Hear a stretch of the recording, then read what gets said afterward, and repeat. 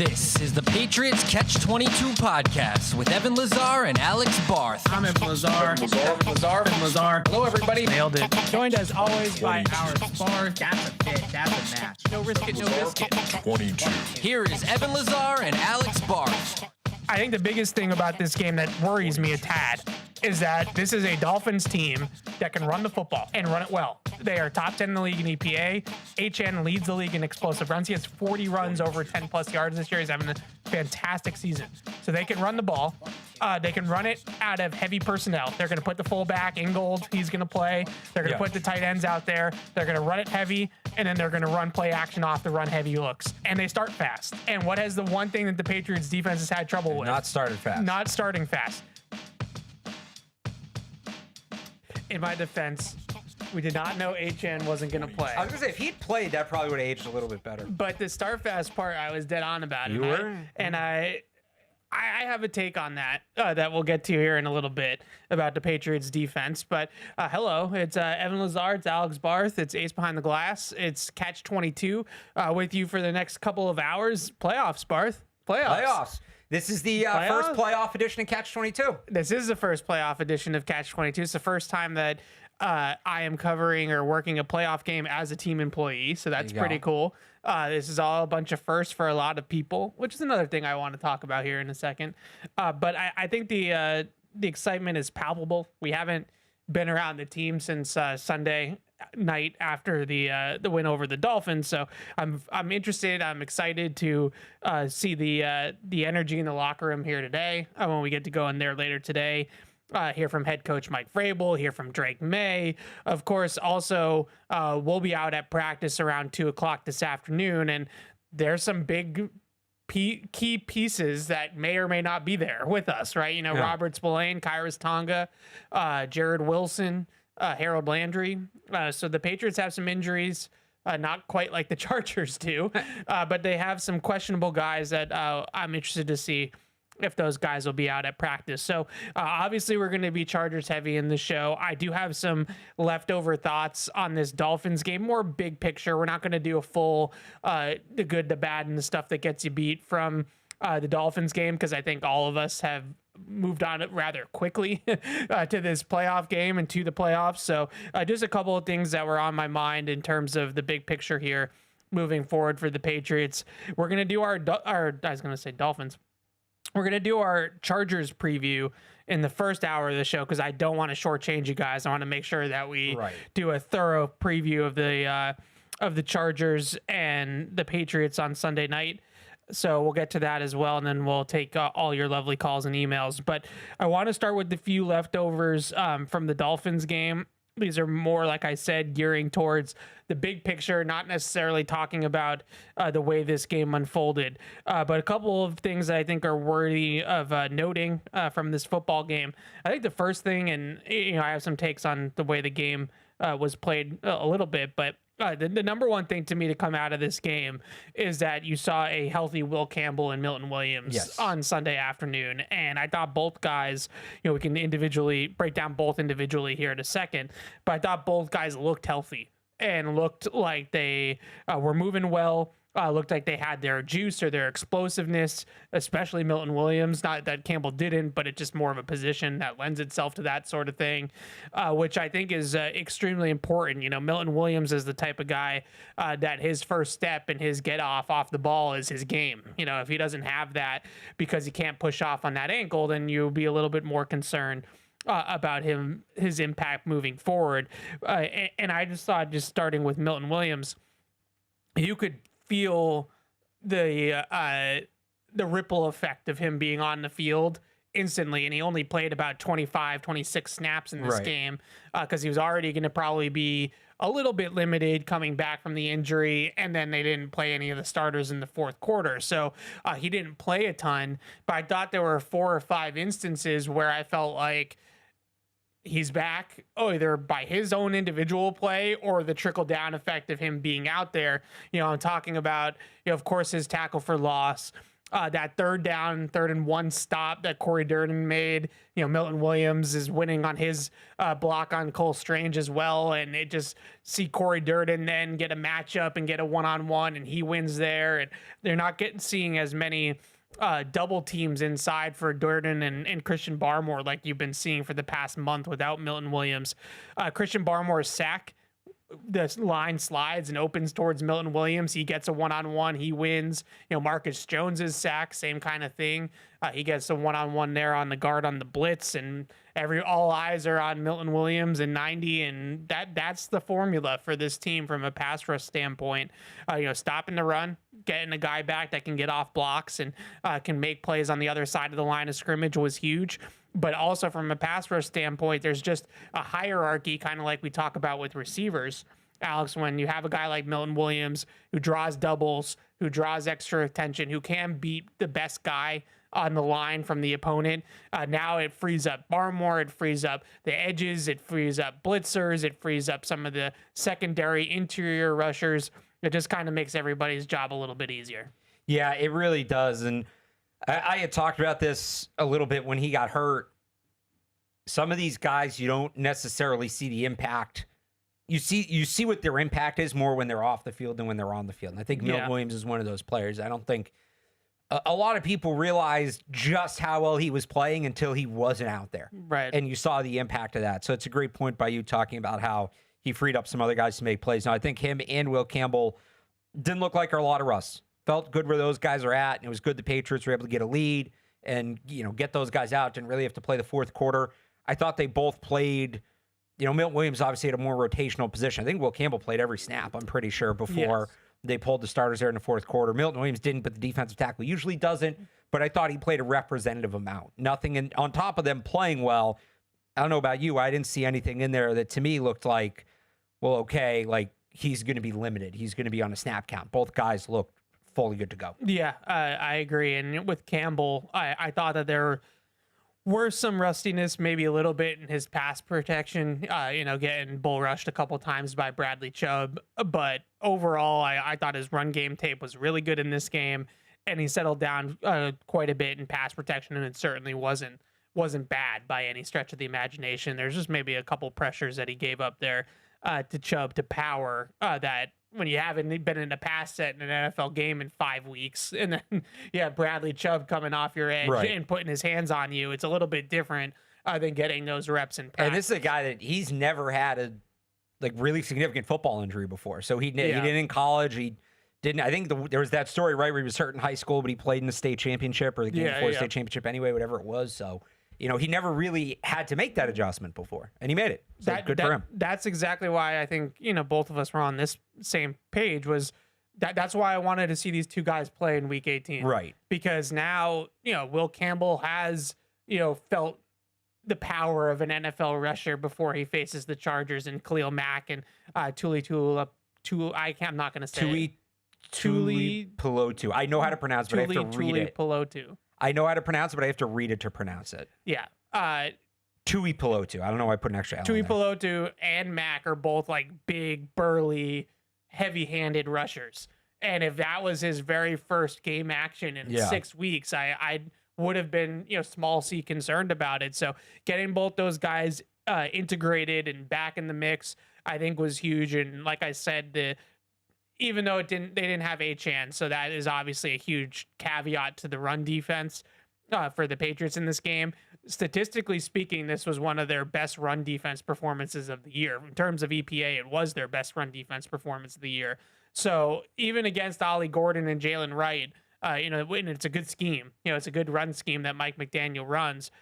To be able to go out there and really shut down the Dolphins' rushing attack after having a lot of issues stopping the run without Milton Williams, it was like almost instantaneous, and they don't even have Tonga and Spillane back yet. So I think that was really refreshing, really good to see on all fronts. Was those two guys back out there healthy? The other thing, couple more things. The other big picture topic I wanted to hit on was this run game. And Ramondre Stevenson's resurgence here and second half push, and Travion Henderson's had his moments in the second half here of the season, of course, as well. And in the last month, when I'm thinking about these stats that I can throw out there, number one in the league in the last month in EPA per rush, number one in the league in yards per carry, number one in the league in explosive run rate since week 15. Now, the Bills, Dolphins, and Jets don't have good run defenses. That's fair. They don't. The Dolphins is more average than bad, but all three of those teams are in the bottom half of the league. The Ravens have a good run defense. The Patriots couldn't run the ball a ton because they were down by 10 points in the fourth quarter against Baltimore. Right. But if you look at the individual stats, Ramondre Stevenson was averaging over 6 yards a carry against Baltimore before the lead got them out of the run game and got them into a drop back pass game script. So they were running the ball well in Baltimore too. They just couldn't continue to run the football in the second half of that game. So all a long-winded way of saying this run game has kind of found itself a little bit. Now I want to kind of break that down a little bit, because 3 out of these 4 games were without Will Campbell. A couple of them were without Jared Wilson. So I know a lot of people have asked me on Twitter and stuff, is that a common thread there? Is there a reason that the veteran guys like Lowe and Ben Brown, they've had better run success? And the other thing that I think is really, mostly important, on your side of the street here a little bit, it's January. It's playoff football. That's right. It's going to be cold. I'm not saying you have to run the ball 40 times against the Chargers. You have to be able to run the ball successfully. You have to have balance. You have to be able to run the ball a little bit. Nobody's going to want to tackle. Nobody's going to want to tackle. If you get inclement weather, which I think you might on Sunday, it might be raining. If you get inclement weather, that's going to be huge. This is an important piece to this puzzle. And I think the biggest thing to me, more so than the weather thing, because, that's not really my thing, but the balance of the offense that it gives you, even if they're not like a great situational running team, because they still have some issues on, short yardage, power situations. If they can run for explosives, if they can run productively on first and second down to set up play action, set up that flea flicker that was beautiful to Efton Chisholm, like those types of things, that makes it so much easier for a 23-year-old quarterback in his first playoff game, and hopefully his first playoff run, where they're not going to ask Drake Maye to drop back 45 times against the Chargers on Sunday night. Yeah, and I think the big thing, you talk about the run game finally getting going, and I'm curious your thoughts on Jared Wilson and Ben Brown, but just, and this is something I was big on before the year, they're going to have this two-headed monster, right? Stevenson and Henderson, and just the way these guys, their different strengths, playing to what McDaniels wants to do, like really looking forward to it. And then obviously that didn't come to fruition. There were just, and this is life in the NFL, right? It never lined up. So you had Henderson started the year with more growing pains than I think a lot of people expected. Yeah. Then you had Ramondre Stevenson got hurt, and Henderson got hurt. Then the line was banged up, and like they were never all on the same page. And now they are not on the same page. Like guys were hurt, right? It was ships passing in the night. And I feel like finally in the last like 3 weeks, they actually have everything at their disposal in the run game that they were hoping to have. And it started to take off. So I love that the run game's hot at the right time. They are going to need it in the playoffs. And I think like this is kind of what I pictured going into the year the run game would be.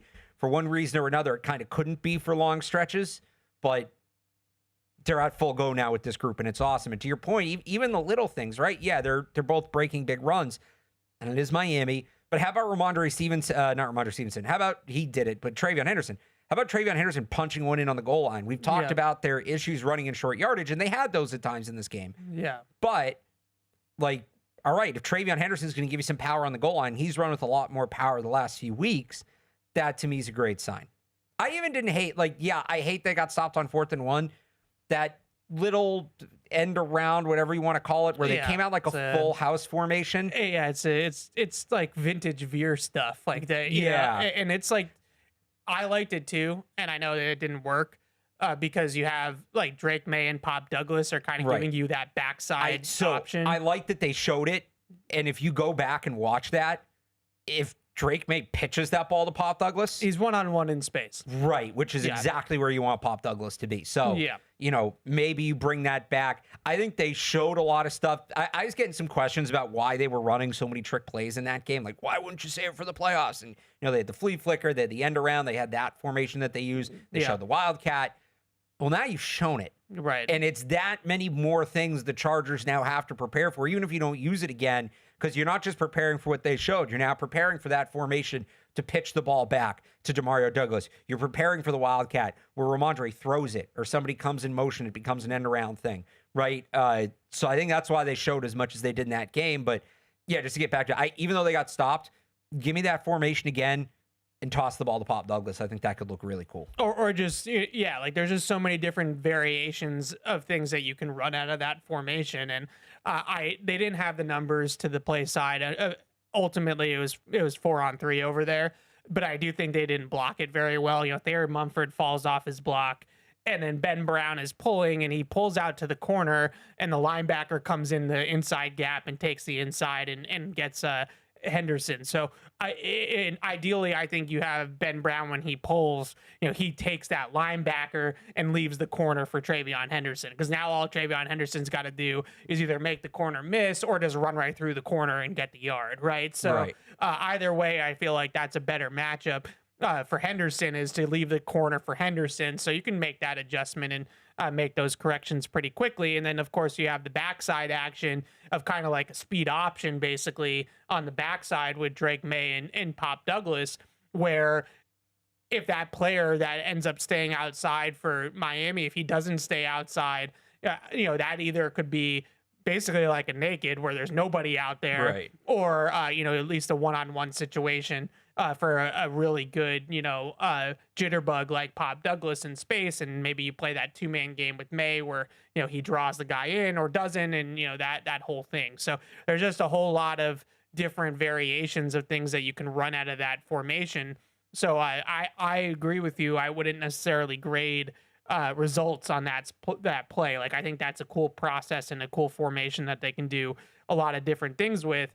And with the run game, we were talking about this yesterday on PU, and Fred and Paul were kind of pouring cold water on this whole run game thing because of the level of competition. And like, my two rebuttals to that: one, if you're going to run the ball, you want to run for explosives. Like, they're like, well, 61.1 yards a carry, but how many big runs did they have? It's like, that's the point of running the ball, is that you're going to break a couple of big ones.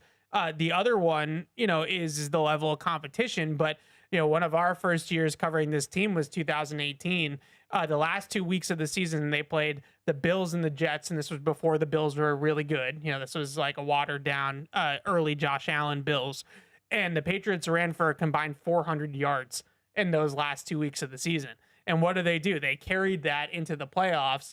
James Devlin, Sony Michel, Power Eye, right at you.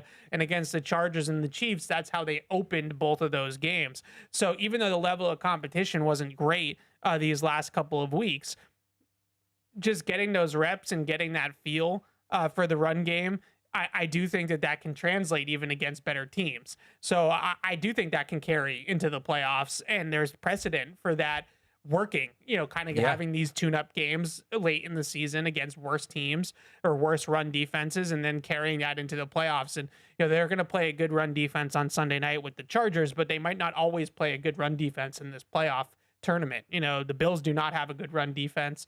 Jacksonville's run defense is okay, but not dominant. They might play some teams that can't stop the run in this run, hopefully. So, I look at it as all positives with the run game. Last thing on the run game. Yeah. Got to give Ramondre some flowers. I mean, Ramondre Stevenson played maybe one of the most complete games I've seen a Patriots running back play on Sunday. And this was the cap on it. This was above and beyond. But I would say, really, since he's come back from that toe injury, this is the best football I've seen him play. And I'm obviously somebody that's been a fan of his. Even with the fumbling issues earlier in the year, I was saying, no, you got to keep him involved. You got to get him right. They're going to need him down the road. But he's been this is another level for him. And if they get this version of him in the playoffs, you combine that ability to his contact balance right now is and it's always been one of his better traits. Just unbelievable. Yeah. And if you get a guy that can create hidden yardage and break off chunks like that, and you combine that kind of running back with what Drake Maye is doing in the passing game, the offense kind of becomes a nightmare to defend. Yeah, and that's sort of my point about the balance too, right? Is now when you get into the playoffs, these games are going to declare different ways, and you have to be able to fight different styles. Like, you're not going to always just be able to go in there and have Drake Maye just completing bombs all game long, because that's the strength of this offense right now, is their explosiveness in the passing game. They're not going to be able to do that every single week. This is where you really get the value of being a game plan team. Right, and you have to have balance, and you have to be able to win games different ways. I just brought up the 18 Patriots. They win a game in Kansas City that's essentially turns into a shootout and goes into overtime and is decided, in the 30s, and then they play a Super Bowl where it's 13-3. Right? Like that sort of thing, where you have to be able to pivot. You have to be able to take what the defense is giving you. And if on Sunday night the Chargers come out and they play a bunch of too high safeties and they lighten the box and they take all the deep passing away from Drake Maye with their quarters coverages and all that kind of stuff that we'll get to, like, you got to be able to run the ball like that. Right. That's the counter punch to that sort of style of defense. So all good stuff. I just thought Ramondre Stevenson was exceptional in this game in all walks, like not just running the ball obviously Catching really the well. ball, pass protection. The touchdown catch, the route that he runs on that touchdown catch is terrific. Absolutely burned Tyrell Dodson, the linebacker for the Dolphins. Pass protection, it just was a complete performance from him that, like I said, was one of the better running back performances I've seen by a Patriot in quite some time. Probably at least over the last 4 or 5 years. Moving on, last one here on the Dolphins, and I promise we'll get to the Chargers and the important stuff. This defense, I feel like is it fair to say it's gotten a little bit controversial? Do they have a good defense? Yeah. Do they not have a good defense? They've had a couple of these games this year where, like, as you're watching the game, doesn't feel good. It's like pulling teeth. You're like, oh man, this is really rough. What happened? And then you look up. Oh, they allowed under 200 yards and only 10 points? Yeah, right. So this was, fitting way to end it. This was, I think, a full summation of what the 2025 Patriots defense is. Yeah, it feels like at times that things are too easy. Not necessarily in this game against the run. I thought they were pretty good against the run throughout, but in the past game, it's a 3rd and 6. And Carlton Davis is standing 6 yards off the line of scrimmage and gives up a slant in front of him for 7 yards. And you're just like, that's just too easy. Like, why are we not up in guys' faces? Why are we not pressing? Why are they not playing man-to-man with those corners? Like, I get all that frustration. And in this game, the first 2 drives for Miami, 22 plays, 122 yards. They last scrimmaged inside the Patriots' 8-yard line on both drives. Now they got the 4th down stop on the first drive. The second drive, the Dolphins scored a touchdown. And this was without Jalen Waddle, without Devon Achane. Of course, he hasn't played in forever, but without Tyreek Hill. So this is not the Miami Dolphins offense that Tua was unstoppable, against the Patriots for a while there.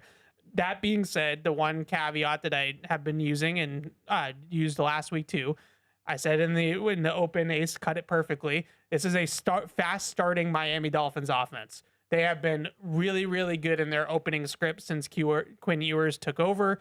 Mike McDaniel's good at it. He's good at scripting you up. And this is something that I would say too is, what's the word? It's kind of happening all over the NFL this year, that these offensive coaches have gotten really, really good at the script. And a lot of these teams are giving up opening drive touchdowns. Now, the Patriots are one of the worst in the league at it, so they're even relatively speaking bad. But this is still something that has been propped up across the league, that these whiz kids, these offensive coordinators and these head coaches, the Shanahans of the world and stuff like that, they come out with these great opening scripts, and defenses adjust eventually, and the good ones are able to shut it down. So after those first 2 drives, the Miami Dolphins ran 32 plays. They gained 58 yards the rest of the game. Yeah. So as much as I want to sit here and say sometimes I get really frustrated with the defense in the scheme and what they're doing, because I absolutely do, the starts of games are a little bit troubling as the opponents get better. But then they go to the last 3 quarters of the game and they completely shut down Miami. So it's hard to kind of, find like where I'm at with this whole thing defensively. Yeah, weird because we keep saying it's not sustainable, but they keep winning. Right. So true. I'm going to say it in the playoffs. Eventually, I think you can get got if you have a slow start and you can't recover. You're not always going to recover, but they keep recovering. So I kind of have to, tip my cap to them and say they keep recovering. Right. I mean, like the fear, of course, is, and this is not any like groundbreaking analysis, but the fear, of course, is that you're going to play a good team. They're going to go up 14-0, and you're just going to find yourself in a hole that you can't get out of. Now, you like to think the Patriots offense can go toe-to-toe, and you wouldn't, go completely into a nap on offense too. But if the defense doesn't get that fourth down stop against Miami, then Miami opens this game touchdown, and then you might find yourself in a deficit. And that's the part that is concerning. But the defense, every week, it seems like the game declares, they get a feel for what the opponent is doing. They make a few adjustments. They get a feel for it, and they settle down. So until they stop doing that, then I guess we just have to give them the benefit of the doubt. Right. All right. So that was the only thoughts I really had from this Miami game. Like I said, I didn't want to spend a ton of time on it. I spent 26 minutes on it, which was longer than I wanted. Yeah. Blocked field goal, obviously not great. Yeah. That felt like more of a protection thing than a Borregales thing. Agreed. So they still have some things to clean up on special teams. A little shaky coming into the playoffs here in that unit. But credit to Andy Borregales, the longest non-preseason field goal in the history of Gillette Stadium. I love how you have to say non-preseason. Gostowski had a 60-yarder. Credit to him. But, I think good moment for the kid and, have that one blocked. Even though it wasn't his fault, you don't know where kicker's confidence is at. So I think it was big to have him come back and drill that. Like, sneaky. The Patriots should beat the Dolphins even if he misses that kick. Yeah. But, and Vrabel talked about this after the game. They have the kick blocked. The defense comes out off the short field, forces a field goal. Offense with no timeouts, gets in field goal range. Borregales hits the long kick, and the Patriots kind of run away from there. Right. Like momentum play. Yep. Momentum play going into the break, and you want that from your special teams. It's momentum plays. So especially because Miami got the kickoff to start the second half. Knowing that you have a guy that can hit a 59-yarder in the cold, too. That was one of the questions when they took him, and we said it at the time. There are going to be questions about him kicking in the cold, but there's no answer to it until he does it. We just don't know. All right, you had a 59-yarder in the cold. Pretty good. Yeah. Him and for what I just said about special teams going a little shaky, it's more like the coverage units, the up front units. Borregales and Behringer was really good in this game, both going in the playoffs feeling good, I think. Yeah, I actually did watch the field goal protection, had to, right, in a game like this. And Congratulations for doing your job. I do feel like the special teams, every week I feel like there's there's a good thing and there's a bad thing. This week it was the blocked field goal. Against the Jets, they gave up a fake punt, and then they stopped a fake punt. It just feels like it keeps going back and forth where they can't find that consistent execution in all phases of special teams. The one thing that I found a little bit promising was that the Dolphins tried the same rush on the 59-yard field goal attempt, and they fixed it, and they blocked it, and Hymas and Verdarian Lowe were fine on that kick. So it was probably some sort of, Lowe took the inside gap, Hymas took the outside gap, nobody blocked Sack-Sealer. So there's obviously some sort of assignment miscue. It wasn't like Sealer went right through Verdarian Lowe or Hymas and just overpowered them. It was more of like nobody blocked them. So in that case, like that's usually a quick tweak and a quick adjustment on the sideline and whatever, you move on. But yeah, that was not great. And we saw it on Sunday night with Baltimore and Pittsburgh. You miss a field goal to win a game, and now John Harbaugh is fired. It can fall apart quickly. I want to get to some of that stuff too. Like Washington, I think is another like cautionary tale that I've always brought up, but Washington blew out both their coordinators. They were in the NFC Championship game a year ago. This changes quickly. It happens quick. It's a what have you done for me lately league. Yeah. And along those lines, I think that there's a lot of, getting into the Chargers. There's a lot of people that I think feel that the Patriots are kind of playing with house money at this point. To win 14 games in Mike Vrabel's first season, for Drake Maye to have an MVP caliber season in his second year. Like, this is all kind of gravy from here. And I mostly agree with that sentiment. But at the same time, I do think that winning a playoff game changes the feel of the entire thing. I think it exercises some demons of like 2021 PTSD, where they have a good regular season and then they play, they get destroyed in the playoffs by Buffalo.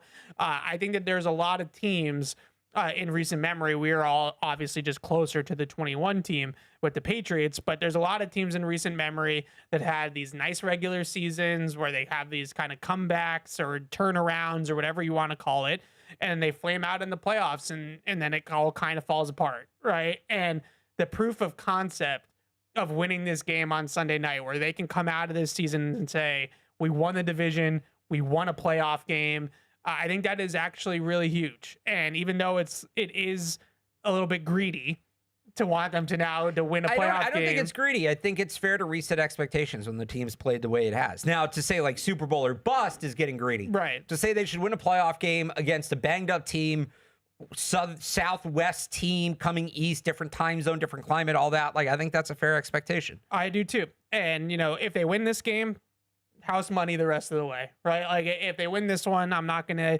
kill them for losing, in the divisional round or the AFC Championship game or whatever it might be. But in order to come out of this season to feel like you really accomplished something beyond Maye was fantastic.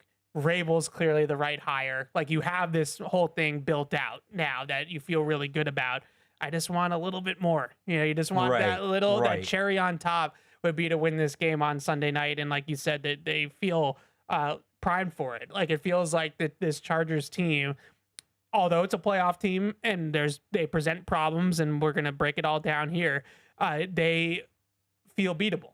It doesn't feel like they're playing that Buffalo team in 21, or it's Mahomes, or it's someone like that it feels like a wagon is coming here on Sunday night with these Chargers. So let's start with the Chargers offense, because I think the biggest thing, the two fears that I have about this game. One of them is on the defensive side for the Chargers, Patriots offense, and that is Jesse Minter and that scheme and the match coverages, and just it's kind of a unique, different type of defense that you have a little bit of concern that maybe Drake Maye is just not going to see the field particularly well against a defense like this. The other thing that I would be concerned about, even though he's playing with one hand, is Justin Herbert is phenomenal. Like, Justin Herbert has the ability to come into this game and be the best player on the field and take the game over and win the quarterback battle and all that kind of stuff. And the fact that he has dragged this Chargers team with this offensive line and an okay group of skilled players, I don't think they're great, I think they're okay, to 11 wins is because he is an MVP caliber quarterback, and he has that potential, just like Drake Maye, to elevate everything. So if I had to be afraid of anything in this matchup, number one is definitely just Justin Herbert being a star and just going out there and having a game and really, just having one of those dominant Justin Herbert games. He's great. Now, that being said, there's a lot of things that they could take advantage of on the offensive line, but Herbert has one of the few quarterbacks in the league where I say the quarterback matchup is about even, and could maybe go to the Chargers on any given Sunday. To me, it comes down, and Herbert's played really well with the hand. Now, how well does he handle the ball in the cold and maybe wet? Like, that could be something that tilts things towards the Patriots. What I'm really fascinated by in this game, and I don't want to just blow by Herbert, but it's Herbert adjacent. A lot of the times we talk about these playoff games, it's strength on strength, right? Okay, with both these teams usually lean on this. They're going head to head. Only one team's going to have the advantage here. Which team has that advantage?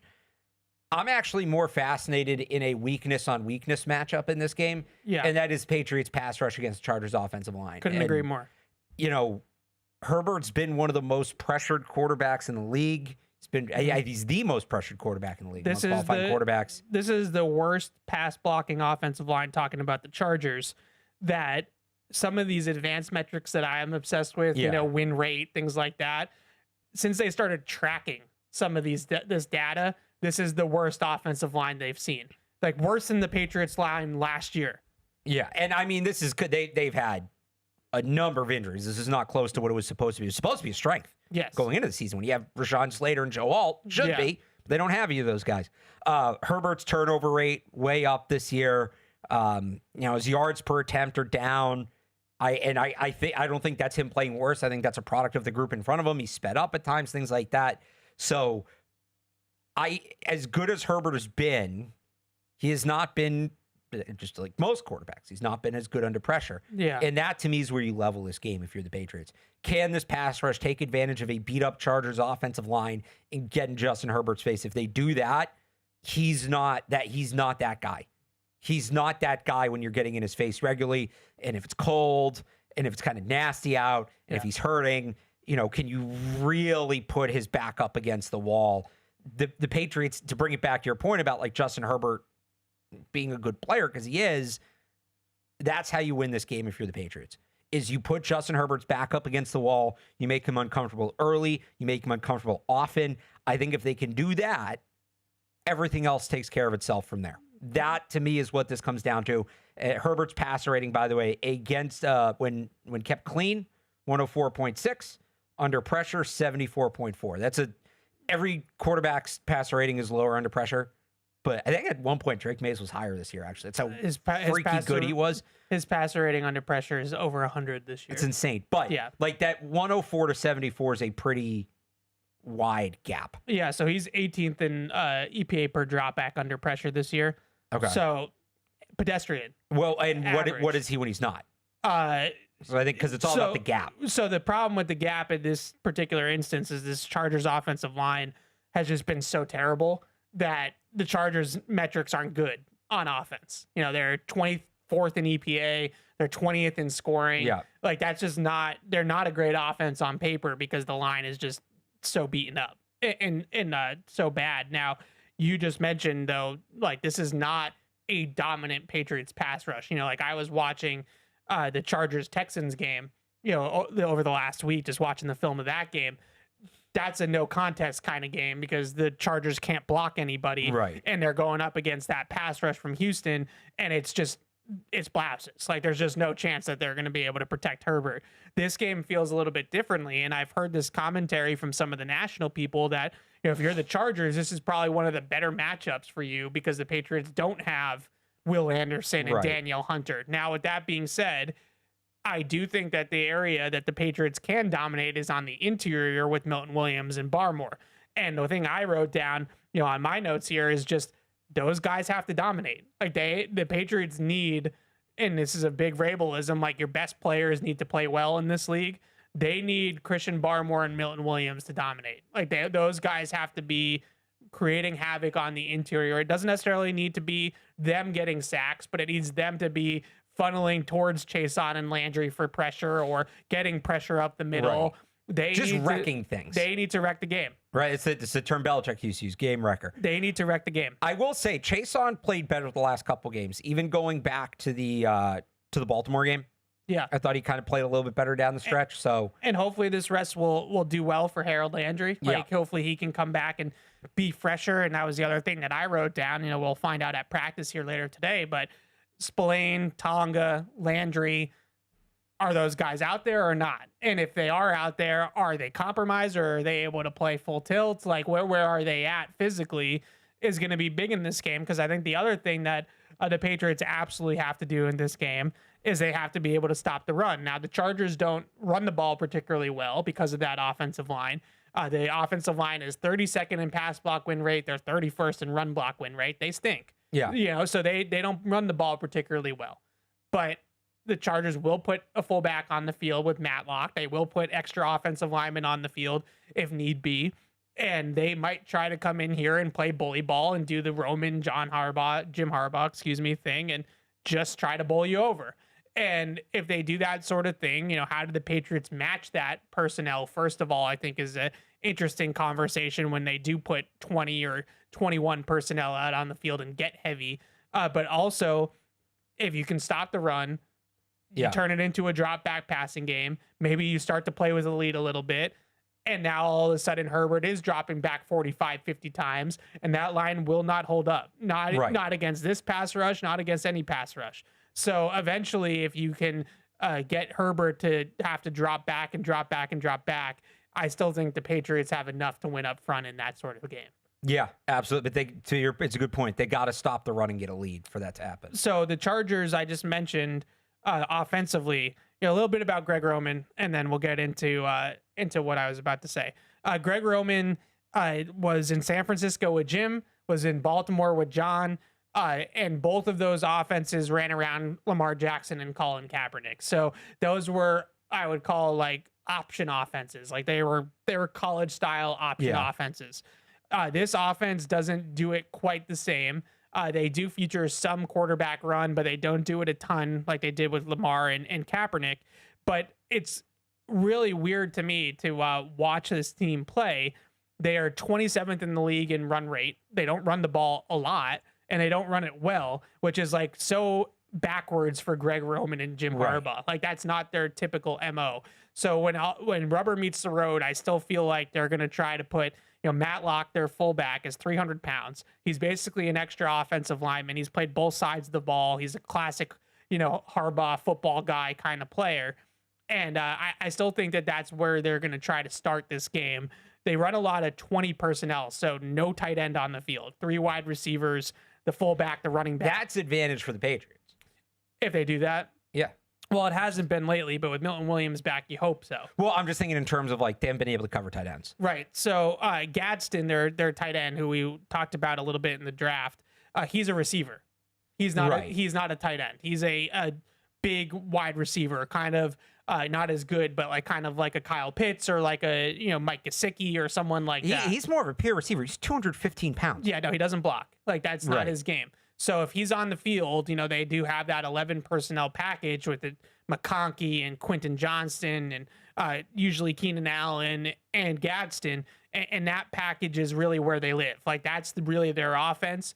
I know that historically Roman and Harbaugh are run first guys, load up with big people on the field, but that's not also, really real quick, what they're doing. He's 240 pounds. I thought that was wrong. I was looking at his dad's Wikipedia page, or his dad's bio, I mean. It's 240, Gadsden. He doesn't block. It's not. But he doesn't block. You're right. He started his career in college as a wide receiver. Yeah, and he plays and the then slot, moved to tight end. Yeah, and he's just not going to block. I was going to say 215 looks wrong, but yeah. So his dad. It was one game I remember watching. He killed the Patriots when he was with the Dolphins. So this is all a long way of saying that this Charger team has the personnel to maybe try to run the ball and get heavy on you and do that whole type of thing, but it's really not what they've done well this year. Right. What they've done well this year is YOLO ball with Justin Herbert. Like that's where their offense has lived. They're really good on third down. He's really good on third down. And they stay on the field a lot. And that was another thing that Vrabel pointed out on Monday. They're second in the league in time of possession. So they want to shrink the game. They want to choke you out. They want the defense to hold you down on the scoreboard. Justin Herbert's going to make just enough plays to score just enough points to win, and they're going to choke you out offensively. Like that's the way that they win football games. And the Patriots, I think, need to turn this game into more of a track meet. Like they need to get the scoring up. They need to get Herbert to drop back a bunch, and they need to get this game into more of like that sort of type of game. That doesn't mean the Patriots can't run the ball and all that kind of stuff, right. But you don't want to get into like a grinded out rock fight with this team. That's how the Chargers are going to stay in this game, is if you do it that way. Yeah. No, you like I said before, you want to put them in a situation where they have to pass. You want to put them in a situation where they become one-dimensional. Okay. Before we move over to the Patriots offense versus the Chargers defense, the matchups here on the receivers, I think, is interesting. Now, the Patriots don't do a ton of traveling or shadowing with their corners anyway, so this all might be a moot point, or maybe like over analyzing a little bit because that might not matter. Yeah. But I do think that it's interesting because even though the numbers might say, I think Keenan Allen is technically their leading receiver, I think Keenan Allen's kind of washed. Like watching him on film, he just doesn't move very well. He's still got that like crafty, YMCA thing going on where he can kind of get open on third down and things like that. But he's not explosive. I think Johnston and McConkey are far more explosive. But when you look at these receivers, Quentin Johnston kind of turned the corner this year a little bit. A little bit. He's still kind of a one-trick pony, but it's a good trick. When you look at these receivers, the rub is that McConkey is a slot. He plays 63% of his routes are run out of the slot. So you're probably not going to put Gonzalez on McConkey. No, it's Marcus Jones. So Marcus Jones is going to get McConkey. It's been a great year for Marcus Jones. I'm not trying to throw shade at Marcus Jones, but to me, I still feel like this offense starts and ends with McConkey. Am I crazy that I actually like that matchup for the Patriots? You're not crazy. McConkey's run so hot and cold this year. He has. But when he's hot, he's dynamic. Yeah, but Marcus Jones is a very consistent player. Yep. I look at this as an interesting matchup from that standpoint. It's not a traditional passing game where the outside guys are really the volume guys. It's really the volume guys are McConkey, Keenan Allen, Gadsden, and Quentin Johnson is kind of their big play guy on the outside, like sort of like their Kayshon Boutte. Right. So, it's not a waste to put Gonzalez on Quentin Johnston because Johnston can get behind the defense and can separate down the field. So it's an important. I'd rather have cover. Gonzalez on Johnston or would you put him on Keenan Allen? Is what you're saying? No, I think I would probably stick with Gonzalez on Johnston. Yeah. I would probably do that. I'd probably put Marcus Jones is going to cover McConkey in the slot. Maybe you give him some bracket or, like robber help in the middle of the field that allows him to kind of play leverage a little bit better. And then I think that you kind of live with Carlton Davis and Keenan Allen. Yeah. And in a lot of ways, might be the matchup that kind of decides this game when the Chargers have the ball is whoever covers Gadsden on the tight end. And then, Carlton Davis versus Keenan Allen. And the one thing I would say about Carlton Davis this year, and happened a couple times against Miami, when he plays like those like fast, twitchy receivers, I do think those guys give him problems. Some of the fast Dolphins guys, Taj Washington especially, gave him some issues. That's not Keenan Allen. Keenan Allen is like old throwback, thrifty, crafty receiver. I think that Carlton Davis will be fine because he's not going to get run by Keenan Allen. Right. So I don't mind that matchup. The Gadsden one's interesting. He's a good player. He's a good receiving tight end. He can win down the seam. He can win at the catch point. Do you trust the safeties? Do you trust Woodson or Jalen Hawkins or Mapu or how do you cover him? They're not going to put the corner on the tight end. They're just I'm giving up on thinking that they're going to make that adjustment. And this isn't necessarily a game where you would do that either.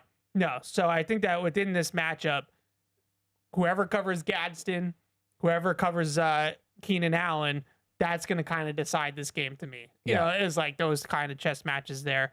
But I think we're on the same page in terms of how to distribute it, but it's going to be decided there. All right, let's move over to the defense. The Chargers defense. I think a couple of things about the Chargers defense that stand out to me. Really big physical defensive line. They got 5 guys that they go across the defensive line. Tua Pelotu is a right? Did I say Tui Pelotu. Yeah, underrated player. Needs to be talked about more. Tart, Jamari Caldwell, a guy in the draft we talked a little bit about from Oregon. Khalil Mack, even though he's not the juicy, explosive guy that he once was. Yeah, he can still play. And he's physical and he's strong as hell. So that, and then, Owe, the guy they got from Baltimore, gives them some twitch on the inside. He's got some pass rush moves and he's long and all that kind of stuff. So this defensive line, to me, is really physical. They're really big. They're tough to move in the run game. It's a good group. It's a good group up front. And Tui Pelotu is one of the more underrated players in the league right now. He's 6th in the league in sacks. He's got 70 pressures on the season. He's a sneaky good player. So I look at that. And then the other thing that I look at from this group, and then I want to get to the real big picture stuff, Derwin James. Derwin James is their Kyle Hamilton. He's their chess piece. He's playing in the box mostly this year. But they've been really, really good against heavy personnel groupings, whether it's 21 or 12, which the Patriots like to play a lot of, because Derwin's playing the nickel and he's kind of this Swiss Army knife player. So when you look at the 5 guys across the defensive line for the Chargers, and then you also look at Derwin, I think this is a tough group to run on. I don't really know. We'll find out if this run game is for real against this defense, because it's those 5 up front.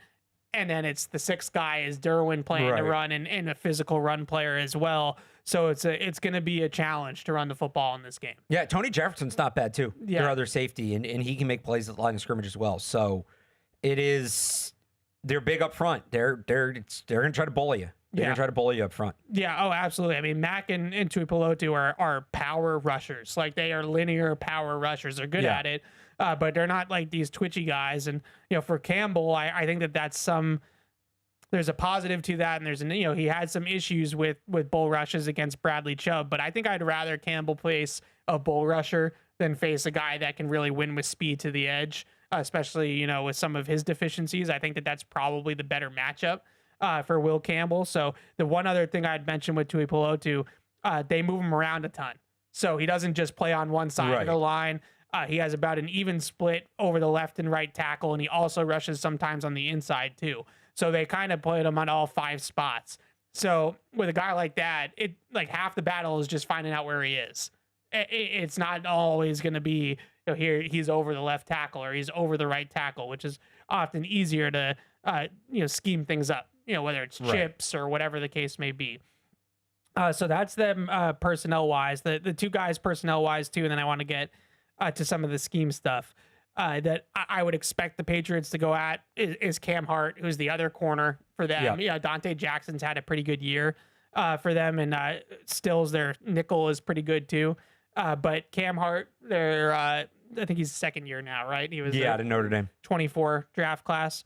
He can be had, and Molden, their other safety, not Tony Jefferson, not Derwin James. Yeah, they're kind of their other nickel, safety. yeah. So kind of their secondary guys, right? I was gonna say Benjamin St. Juste, a guy that's played for them this year that's had some issues. Yeah. So just looking at the matchups here, this is one of those games where if Kayshon Boutte or Kyle Williams gets matched up on the outside against Cam Hart or St. Juste, that's going to be the matchup, right? And that's going to be the one they have to win, especially Kyle Williams, because those guys are more big physical corners. He's a burner. He should be able to get by them. Yeah. So I'm looking for. It doesn't have to be high volume, but can you hit 1 or 2 bombs to Boutte or Kyle Williams, on the backside of quarters here, which we'll talk about in a second, with one of those, the second or third outside corner on them instead of Dante Jackson. I think that's an option as well for the Patriots. So just talking a little bit about the scheme defensively, and then we got to take a break. Yeah. The biggest thing with the scheme, I can't say enough positive things about Jesse Minter. That guy's going to be a head coach in the NFL. He does a really good job. Are you advocating for defensive head coach? Yeah, Proud of you. He does a great job. He does a great job. Now they run a lot of quarters. They're a quarters based defense, so it's 4 guys up top, down at the deep part of the field. But it has a lot of man to it. So even though it kind of registers as zone and all of these advanced metrics and stuff like that, it's kind of flexible. It's fluid, right? Where sometimes they match coverage down the field and they're matching verticals, which is more the traditional way to do it. And then sometimes they match it underneath and they have the linebackers, match the backs and the tight ends underneath. So there's a lot of man-to-man principles to this defense. The one thing I will say though about the defense is that Drake Maye has been excellent against zone all year long. He has the highest EPA per dropback, the highest passer rating against zone coverage in the NFL. And technically speaking, even though there's some fluidity to it, the Chargers play zone on 81% of their dropbacks. They are a zone defense. Yeah. They only play man-to-man on first and second down 9% of the time, which is crazy low. That is, one of the lowest rates of man coverage on early downs in the NFL. So first and second down, you're getting zone. It's probably going to be quarters or cover 3. Drake Maye has destroyed both those zone coverages all year long. So it's a strength-on-strength matchup. They don't give up a lot of big plays. They don't give up a lot in those zone coverages. Drake Maye shreds zone and only generates explosives against zone. He just kills it. So who's going to win out in that situation is probably going to ultimately all this other weed stuff that we're talking about. I would say that is probably the number one factor of what's going to decide this football game. Can the Patriots pass rush beat the Chargers offensive line? And can the Patriots beat the Chargers in zone? I'll just add to that, and you talked a little earlier about how much they'll spin the dial.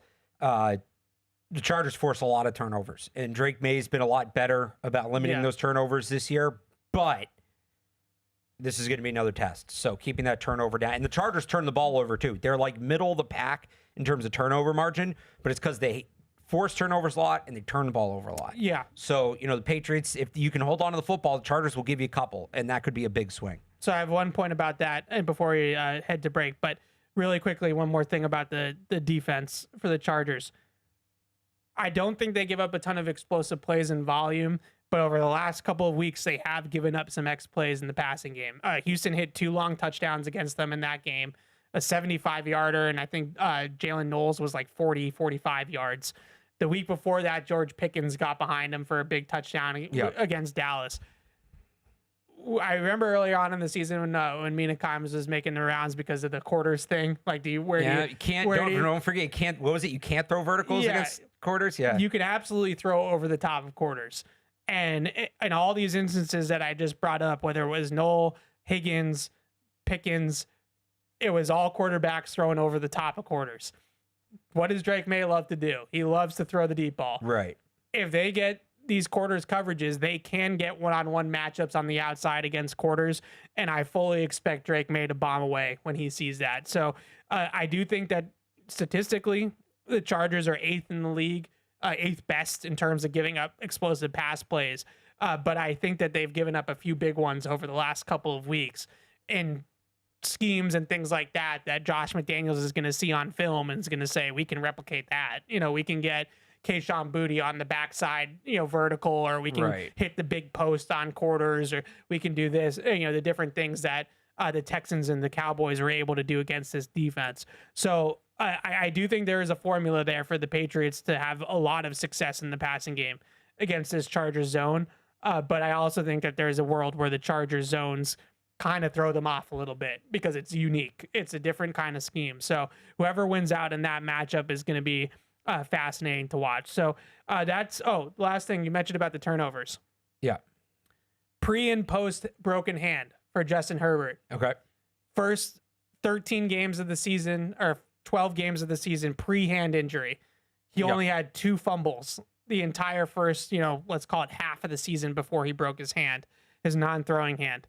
And they both happened in the same game. Since he broke his hand, he's fumbled 5 times. So, and remember, it's going to be cold and it might be wet. He only has one hand on the ball, right? Yeah. Like, he can't put the other hand on the ball. The other hand's in this like big cast thing. It's kind of like crazy. It's almost like watching Gronk with the bionic arm like play out there. Yeah. So he can't grip the ball with his left hand.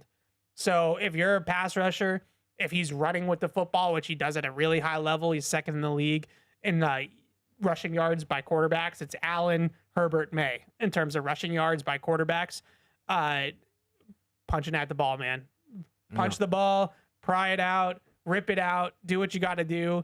But this is like a gang tackle Herbert kind of game where like one guy goes for the tackle and one guy should be going for the ball at all times because that hand is not healthy and he can't put 2 hands on the football. So if you look at his fumble splits, he's gotten lucky in terms of fumble luck. He hasn't lost a bunch of fumbles, but he has put the ball on the ground. Well, that's still, you're losing yards, you're moving backwards. Like, that's better than nothing. You hope the ball bounces your way once and you make a game-changing play that way. Current forecast, 35 degrees at kickoff. Not wet, though. It's supposed to rain a little bit in the morning, but should be done like 12 hours before the game. All right. As of right now, these things change. All right. So that's your Chargers preview.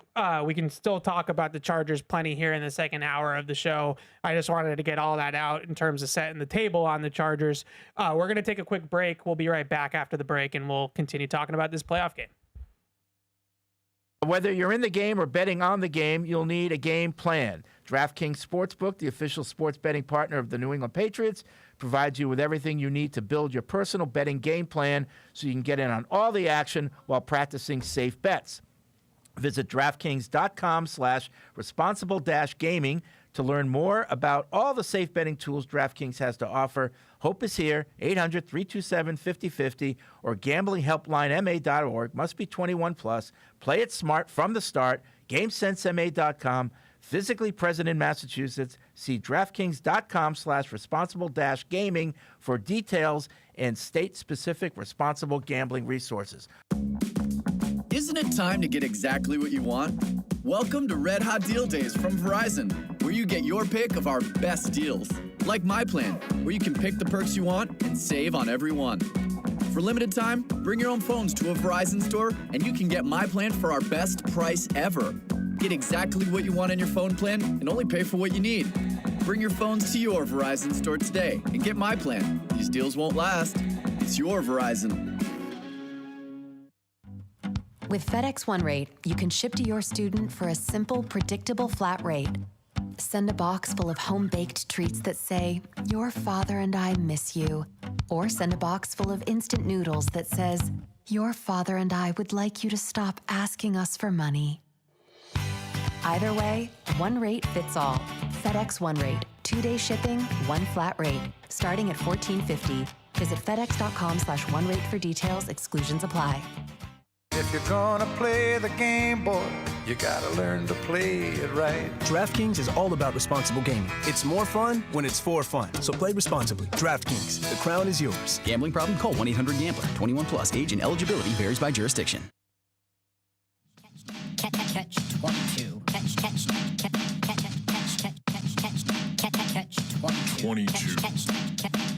All right, we are back here for the second hour of Catch-22. So I was walking through, quick story time. I was walking through the tunnel yesterday, and I'm just going to call him Boyd's dad. Boyd's dad stopped me and said, "Nice boots," because I was wearing my Brent work boots, which I've been wearing all the time now that it's winter and there's snow and ice and sleet on there. So Ace, I'm gonna try to use some of my pull here because I really like these brown suede ones. Yeah. But they also have like a black pair.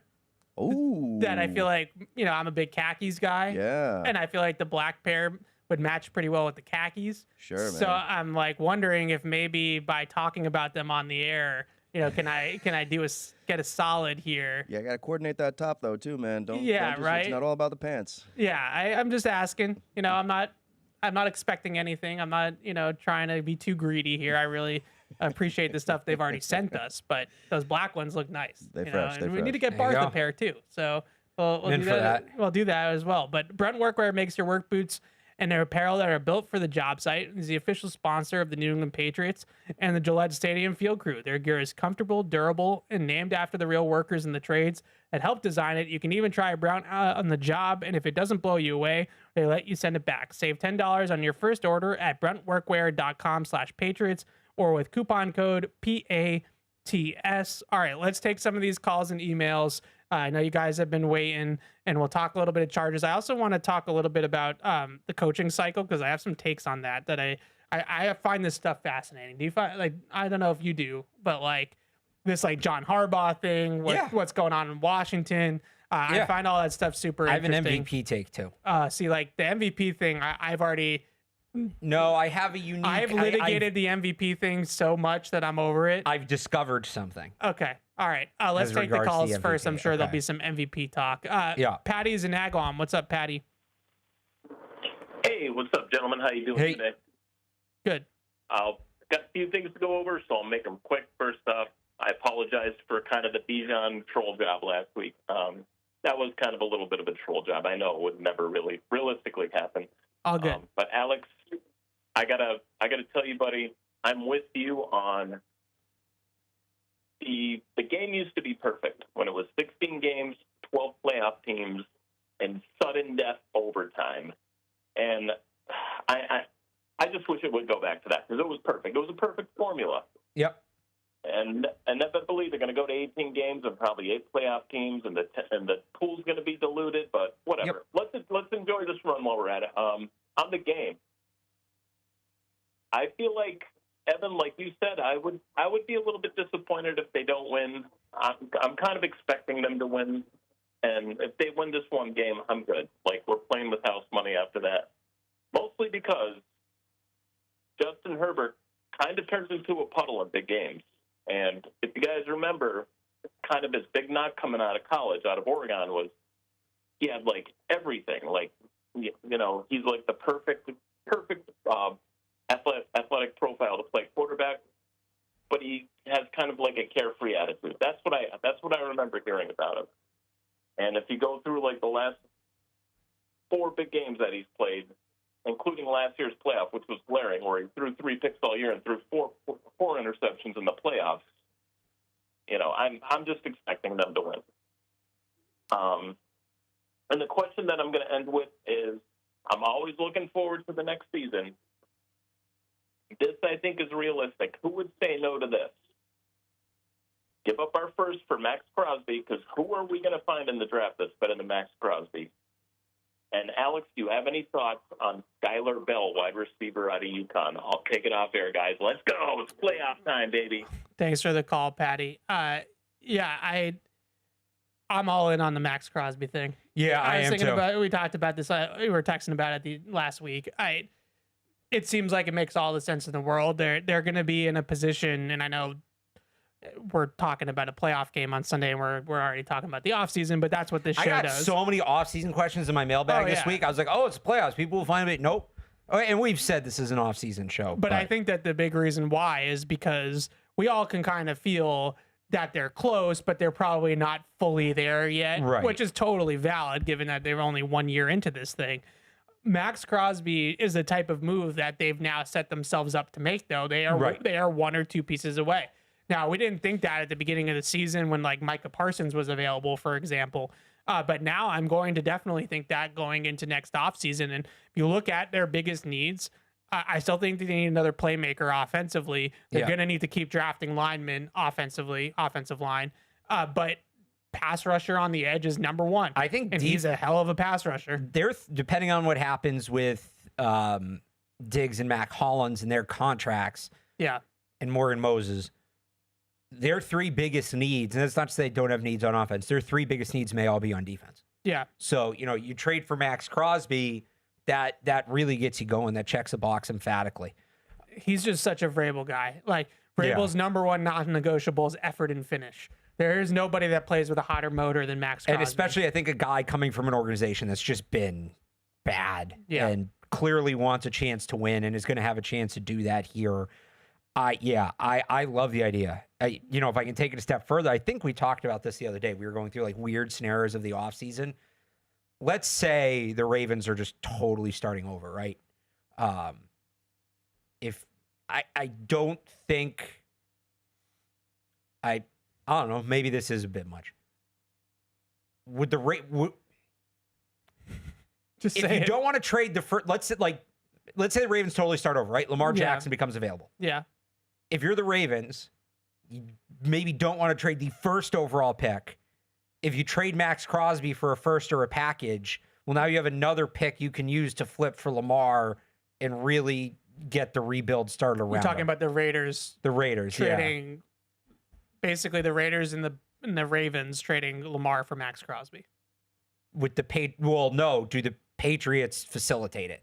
So the Patriots give the Raiders extra ammo to trade for Lamar Jackson without having to trade the first overall pick, or maybe the Raiders then trade down to 4 and you keep because you. I hear what you're saying. Do you get what I'm saying? Like, yes, you don't want to give the number one overall. Lamar pick. Jackson's worth a lot, but you need more around him, and giving up that asset for him, you're not going to be able to put around him what you need around. Do you know what I'm saying? Yep. I don't know if the Ravens would do that either. It's just I've kind of been going through these things in my head. Yeah, so I'm all in on Crosby. I mean, I'd probably rather be Chazon, but he's going to be a free agent, and they actually played together in Vegas. And that's right. Chazon had a pretty good year rushing opposite of Crosby, but you go into next year, even just thinking out loud, like with Landry, Barmore, Williams, and Crosby as your front 4, that is a hell of a group up front. It's going to cost you picks, it's going to cost you money, but that's a type of like, let's put this thing over the top type of move. Right, chips to the middle of the table. All right, that's enough on the off season during 5 days before a playoff game. But I'm sure we'll get more questions about it. Danny's in Daytona. What's up, Danny? Oh, I heard the debate. What's up, Danny? Danny. All right, call back, Danny, and we'll get you on. Sean is in Vancouver. What's up, Sean? I'm wondering about coverage. I mean, you were saying, the different man coverages that we have for everybody, but let's say you combine it and you have sometimes Davis on Keenan Allen, like you said, and Gonzo on Johnson. Do you think they could have some zone underneath with that, like just so the rest of the defense playing zone? And I'll leave you with that. Go back. Thanks, Sean. So we said Davis on who? I couldn't hear. His phone was kind of in and out. Okay. I think so. This is another kind of big picture conversation, which is what I think he's asking. But there's a lot of like stuff going on the film Twitter and things like that right now about corners traveling with specific receivers. And we're starting to see more and more across the league that fade away and go away more and more, which is a shame. I think. Remember when Trent Brown had the idea of tackles traveling with pass rushers? Yeah. So the days of like, Darrelle Revis taking Randy Moss for the entire game. Stephon Gilmore used to do it a lot. Ty Law skating up in the meeting saying, I'm Ty Law, I've got Marvin Harrison. Yeah. See ya.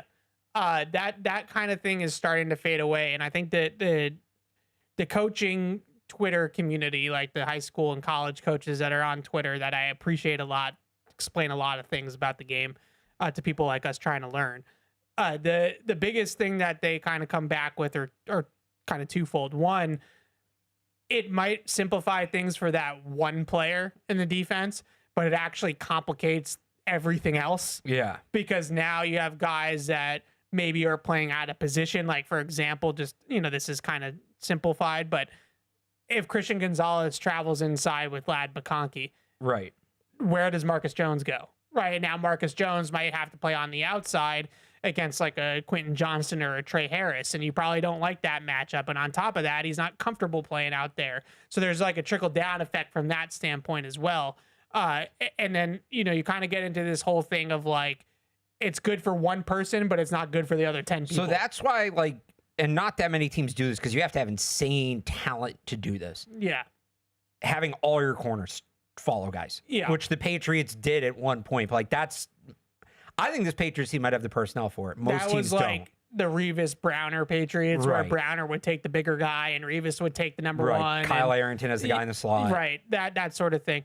The other element to it, in terms of like why teams aren't traveling as much, is disguise. And disguise has become one of the most important things in defensive football because these quarterbacks and these offenses systematically are just too good at undressing defense if you don't hide your cards defensively.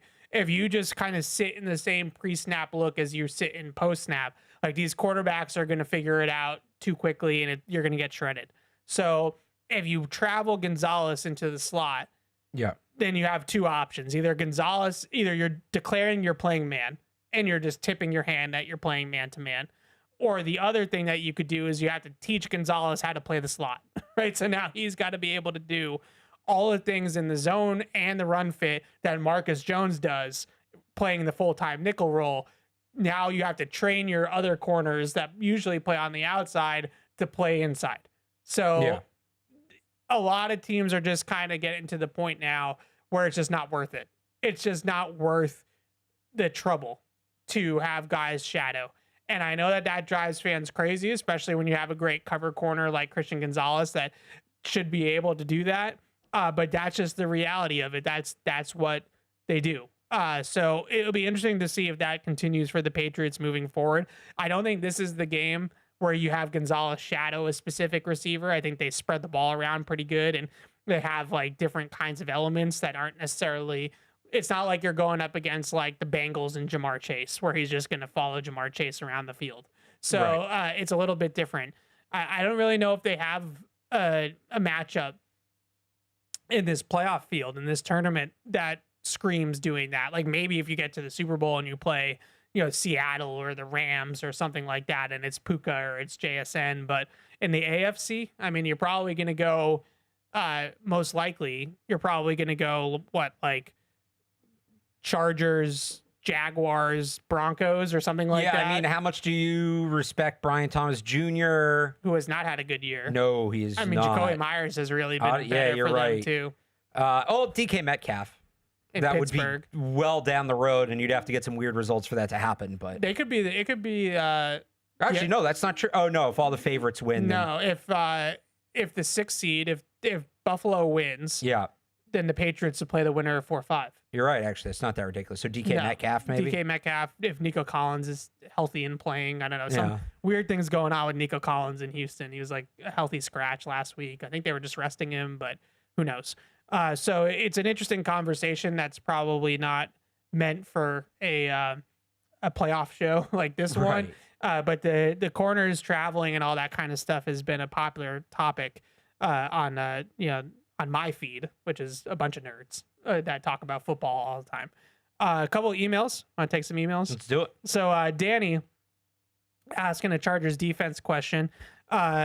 with Evan saying the Chargers run, I'm going to call it quarters, Danny. Like cover 4 to me is different from quarters.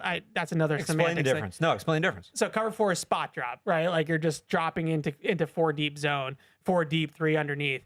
Quarters has got like match principles, right? Where guys are matching like verticals or matching underneath routes, like I was talking about earlier. So I think like the traditional cover 4 is dead. Like you don't really see a lot of teams just running pure spot drop cover 4 anymore. Everybody is pretty much running match quarters, which is like the new thing in the league. Fangio kind of started it. I would say like he's probably credited the most with starting it. But it's kind of funny, like the Texans, this Chargers defense, and what was it? Jacksonville are all playing this kind of defense now. They're all playing a ton of match quarters or quarter, half, which is cover 6. That's good news for the Patriots because who was it? Say it again. The Chargers, the Texans, and the Jaguars? Yes. That could be their path. Yeah, those 3 teams are playing it a lot. That could be their path to the Super Bowl. Denver plays a ton of man. They still play a ton of man with Stingley. Yeah. But all these teams are running all this quarters coverage, and it's like the thing to do defensively now to limit the explosive plays. So anyway, sorry, Danny, that's a semantics thing. Evan is saying the Chargers run a lot of quarters most of the time. What is the second and third most frequent coverage that they run? Is there any chance they completely switch from quarters? It's a good question. This is probably something that, is going to also be the game within the game. Like if the Patriots come out opening drive, first couple drives, McDaniels is in his bag with the quarters beaters and Drake Maye just is shredding their quarters defenses. They play cover 3 a ton. Now, Next Gen says it's cover 3. Quarters can kind of look like cover 3 sometimes to the AI bot. So like it's kind of, it depends on, what down you're really talking about. But they play a lot of cover 3 and they play a lot of cover 2 as like sort of their change ups to quarters. So they'll play some Tampa 2 with the pull runner in the middle of the field, and they'll play some 3 buzz where they start in 2 high safety and then they rotate one of the safeties down into the short zone and then they create cover 3 out of that. So could they pivot to that? Absolutely. Maybe more Tampa. I don't think I would pivot to cover 3 against Drake Maye. No. I think that's a death sentence. But I could see them pivoting to more 2 or 2-man as sort of a complement to the quarter stuff. But to me, like if you're going to play 2 high safety anyways, like it's kind of the same thing. Like if you're going to play quarters or if you're going to play 2-man. Right. There's not that much of a difference It's really kind of the same thing. There's another question here. Let me see if I can find the exact email that I meant to hit on earlier. And I forgot when we were talking about the run game. Is Ben Brown, this is from Dave in Maine, is Ben Brown a better guard than Jared Wilson for the run game? Seems like every time he's playing, the running backs have a quote-unquote breakout game. So the Ben Brown, Jared Wilson conversation, I think, is really, really fascinating. There's no doubt that Will Campbell is healthy and Will Campbell is playing. Like, that's not a question in terms of left tackle. I do think left guard is a conversation. The one thing I would say for Ben Brown, he's just bigger. Like, he's just a little bit bigger. I don't think Ben Brown is really like a mauler either. I don't really think that's necessarily his game. But he's bigger. He's wider than Jared Wilson. He takes up more space than Jared Wilson. And when you play Ben Brown next to Campbell, and Campbell is, as we know, is built a little bit more narrower and a little bit more linear of a frame, it just gives them a little bit more size and sort of like mass on that side of the offensive line. I think I could make a really compelling case for them sticking with Ben Brown. And Jared Wilson will have his turn. He's probably going to be the starting center of the future for this team. He's earned that. He's definitely earned a starting job going into next year. But I kind of feel like maybe they're better off with Ben Brown right now at left guard. Yeah, I mean, you roll with the hot hand going to the playoffs. There's nothing wrong with that. I also just don't love the idea of like continuing to flip back and forth, right? Like just pick a line. This is win or go home. So like don't start Jared Wilson in this game and then pull him or you know what I mean? Like you just got to pick a lane and stay in that lane. And I think right now Ben Brown, Bradbury on Wenu has been really rock solid in the middle for the most part. Ben Brown was a little shaky against the Jets for some reason. I don't know what was going on with him in the beginning of that Jets game, but it was a little weird for him there. All right, Danny's back. Let's get to Danny. Danny's in Daytona. What's up, Danny? Hey, can you guys hear me? Yeah, we got you now. All right, I appreciate it. Sorry, brother. Yeah, Evan, I tried to call in the last couple weeks. I've been having a question for you and Alex. So I want to start off first with I got 3 takes to help. This is off-season talk, but it will kind of help the Patriots, fast track building on the success of this current season. So the first player, I don't know if you heard of this guy, Romeo Height. He's a linebacker. Romello Height, yeah. He said he's an older guy. He's coming into, I think he's like age 25, so he's a little older, but he has experience. They said he'd be not a huge project, but with the right coaching staff, they'll get him up to speed. He'll play fast. He's, very physical. He has good traits. He just needs a good position coach, which I believe we have in the building to work with him, and Mike Vrabel. And, they said that they could see him mock draft, see him project to be a really good linebacker. The other one, who the most mock people think that the Patriots will take, is Max. He's a Nigerian offensive tackle, Arizona State. He's really good, very tall, very big, very athletic. They said he needs to work a little bit more on his pass blocking, but he's very dominant run blocker. And then the other player that they have is another 18.5 stack artist from Oregon. I don't know if you heard of him. I got his name here. Mock drafts have him coming at him. His name is Mateo. Uyunglele. Yeah.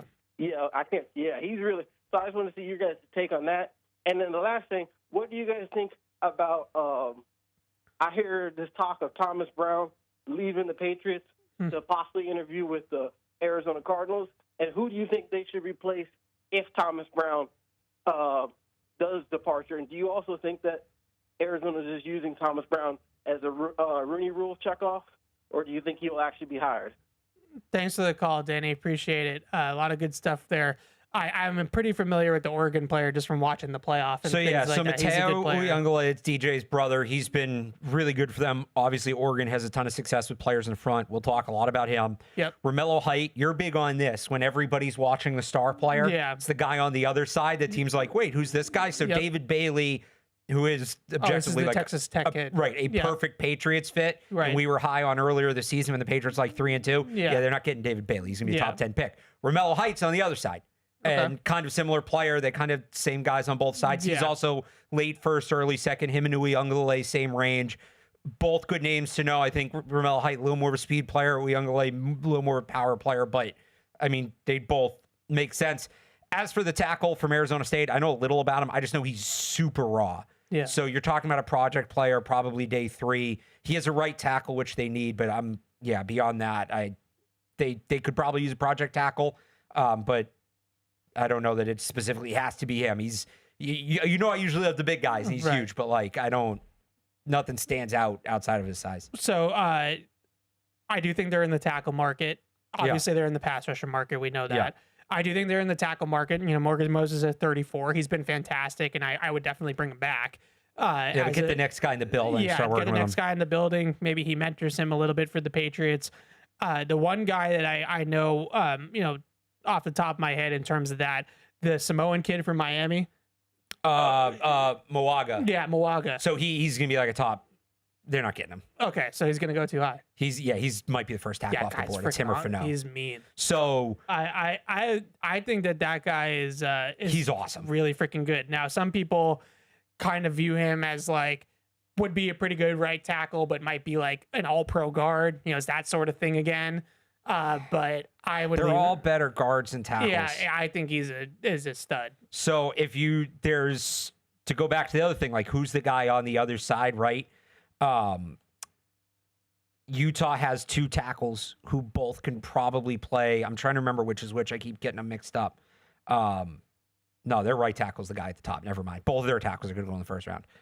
Yeah, but so I don't know if you're using another first-round pick on a tackle. I'm not against probably not. You know me. I'm always with the offensive line, but so I don't think that's where they start. There could be one scenario. I've talked to you a little bit about this guy, Jennings Dunker from Iowa. Yeah, plays right tackle. He's probably That's the guy with the mullet. He is one. You talk about a guy that plays nasty and mean and physical and is just kind of an a-hole on the field. Yeah, he is. They need a little bit of that. So he's probably a guard long term. But does he play left guard?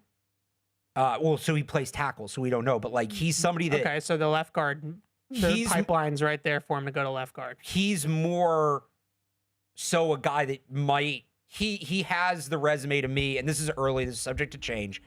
Like maybe you'd give a look at tackle before you ultimately move him inside. Right. Think like Caden Wallace, right? Yeah, but I feel like I've seen a little bit of him because you can't, like everybody talks about the mullet guy. So like, it's all over the it's feed. also just a clips of him beating the crap out of people. The way he finishes blocks and the nastiness that he plays with, I think is exactly, they need a little infusion of that on the offensive line.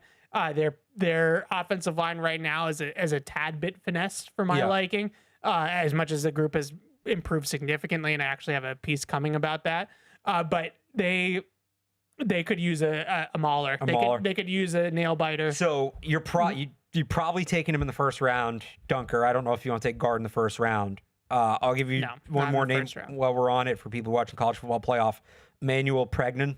I don't know exactly how you pronounce it. He's Oregon's left guard. Yeah. He's a whole bunch of mean. Okay. He's a whole bunch of mean and nasty. He's supposed to be a second round pick. Might have to trade up in the second round to get him, but plug and play starting left guard. I love the Patriots offensive line. I've had a lot of fun covering that group, and they're a lot of fun and super nice guys. Will Campbell's got a little bit of a mean streak. He definitely has that. But they could use an a-hole in that room. They could use a Logan Mankins. I'm not talking about the talent. Obviously, any team could use a Logan Mankins in terms of the talent. I'm talking about the mentality, right? Right. And that sort of thing. I think they could use someone like that. Bradbury, Moses, Onwenu, super nice guys, good football players, really, impressive, pleased with their seasons, all that. But they could use a guy that could, bite some kneecaps, So we'll see what happens there. Speaking of biting kneecaps, caller also mentioned some of the coaching changes around the league. I wanted to talk about that a little bit here before we get back to the calls and stuff. A couple of things on that. The John Harbaugh situation I find fascinating. Yes. The reporting as of right now, there's 6 openings, right? If I'm not mistaken. 7, I think. 6 or 7? 7 including, nice. Yeah. 7 including the Ravens. Yeah, because it was reported last night that 7 teams are talking to Harbaugh and there's 7 openings. So there's 6 openings because he's not going to go back to Baltimore. There's 6 openings. You never know. And there's some reporting that it's 7. There's some reporting that there's 9 teams. There's more teams that have called about John Harbaugh than have coaching openings. So John Harbaugh, as expected, as everybody would expect, is good. His time ran out in Baltimore, and maybe the message got sour. Real in quick, Baltimore. according to Josina Anderson, this is within the last hour. One of those teams is the Dolphins. Okay, so he's going to have a huge market. He's a great coach, so naturally he's going to have a huge market. I feel like he's going to end up in the AFC East. You mentioned Miami. Yeah, that's a possibility. I think the Giants are for some reason, and they have some roster talent, and Malik Neighbors will be back, and I get that. Maybe it's just me not being totally sold on Jackson Dart. It seems like the Giants are the belle of the ball, and maybe it's New York and the Giants, organization's a good organization, but they do have some talent, especially on defense. But I think, and maybe some of it is that Jackson Dart isn't the kind of guy you need to be completely sold on. You have the flexibility to either roll with him, or if you don't like it, you're not for instance, in Tennessee. And I'm surprised Tennessee's not more desired, because I thought Cam Ward, with what he had, actually played pretty well this year. I kind of thought he had a rookie Drake Maye-ish season, but you go to Tennessee, Cam Ward's your quarterback. Yeah. That's a non-negotiable. I wonder if the Giants are open to hearing more ideas at quarterback. They should be. And that might make it more of a ideal landing spot for some coaches who want to go else. Now, it's not a good year to need a quarterback. Right. But unless you're getting Fernando Mendoza. But I wonder if maybe some coaches look at it and say, well, I want this veteran, I want this draft pick, and they don't have to be tied to Jackson Dart. The Giants are always in some ways, understandably, are viewed as a very stable, very good ownership. Obviously, it's New York, and they have a lot of to bankroll off of the market that they're in. So they're always looked at as a very good organization. The Titans, I agree with you. I actually think if I was Tennessee, I would be full court pressing Mike McCarthy. I think that would be a great hire for them. It's an offensive coach who I don't think is totally done. Like, I don't think his system was totally outdated in Dallas. And he's an offensive coach that can help Cam Ward, but he's also got a pedigree and he's got a background. I think the hardest thing that we're seeing, and I wanted to talk a little bit about what's going on in Washington and Detroit as well with their coordinators, is, John Harbaugh, but based off all the reporting, John Harbaugh is a CEO head coach. He was a special teams coordinator. He doesn't major in offense or defense. So his coordinator hires are everything, especially offensive coordinator. So there was some, rub or some tension with Todd Monken, their offensive coordinator, who last year probably should have coached Lamar Jackson to an MVP and is, I think, a very good offensive coordinator. But the ownership wanted ahead. John Harbaugh, it sounds like, might have landed on the sword for Todd Monken and said, you're not firing Todd Monken. So whatever the case may be, when you look at these coaching hires this cycle, there's not a ton of great options. Now John Harbaugh is available. But I want to, talking about the CEO thing, which we've talked about a million times, the Patriots have a honeymoon type of thing where Josh McDaniels is an awesome offensive coordinator, probably is never going to get another shot as a head coach. And Mike Vrabel is an awesome CEO head coach who has a coordinator that has, job security and is going to stay here. Even if Josh does, I mean, it's not going to be for a few years. And look, if Drake Maye can't handle a coordinator change year 5, right, he should be able to. But the point I'm getting at is we're seeing now in Detroit, they fired John Morton, their offensive coordinator. Couldn't have seen that coming. And they fired Cliff Kingsbury, or parted ways with Cliff Kingsbury in Washington. That is Dan Campbell, who was calling plays for Detroit at the end of last season, but really is a CEO, leader of men type head coach, and Dan Quinn, who's a defensive head coach. This whole thing is just kind of fascinating to me about where this coaching cycle moves, because I think it's hard. If you have to hit on your coordinator hires, if you do hit on your coordinator hires, you have to hit on another round of coordinator hires. So exactly what happened in Detroit is a situation that everybody's trying to avoid, where they had great success. They made an NFC Championship game. Ben Johnson and Aaron Glenn get hired away. I don't think Aaron Glenn ended up being a huge loss, but Ben Johnson. No, the defense wasn't great, and it wasn't great with Aaron Glenn either. All right, fair enough. But Ben Johnson was a massive, massive loss for that team. And now they're kind of back at square one. I just meant that more in the sense that I don't think Glenn's results in the Jets are indicative of what happened in Detroit. No, he's not a zero coach. Ben Johnson could have blown up in Chicago, and we'd still be talking about what big a loss he was for the Lions. So no, they have a great. It's part of the reason the Patriots have a great setup, and that's why it's so important. And it's something Bill Belichick did for years and years and years. And ultimately, when they kind of failed to do it, was a big part of things falling apart at the end. You have to have the pipeline. It's not just getting the OC, job right. It's the quarterback's coach and the tight ends coach and the offensive line coach, and getting not one but multiple of those guys ready to step into the OC job when the time comes, and then replacing them. And you have to be able to do that. And the pipeline dried up in Detroit and dried up in other places. Didn't really have a succession plan in Detroit. Exactly, and that's the problem. Like, if you go back, I love doing this thing. If you go back and people talk about the 01 Patriots coaching staff, the 01-04, and it's Belichick, it's Charlie Weiss, it's Romeo Crennel, like dream team.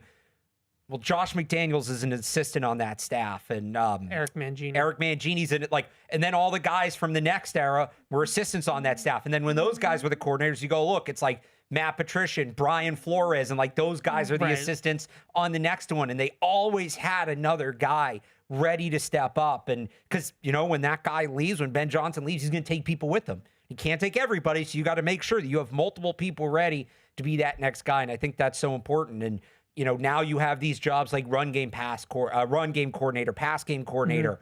What a great way to get your next coordinator ready, and teams capitalizing on that. So again, with McDaniels, we think he's probably a lock to stay here, but having a guy like Thomas Brown, having a guy like Ashton Grant in the roles they're in, young guys who are kind of right there with McDaniels doing it, that if he were to leave, Todd Downing, so you have the next guy up. On defense, right? Zach Core being right there and ready to go. Yeah. So I think it's not so much. I know people, you have to hire offensive coaches. Defensive coaches don't mean anything. I know you don't, but people do.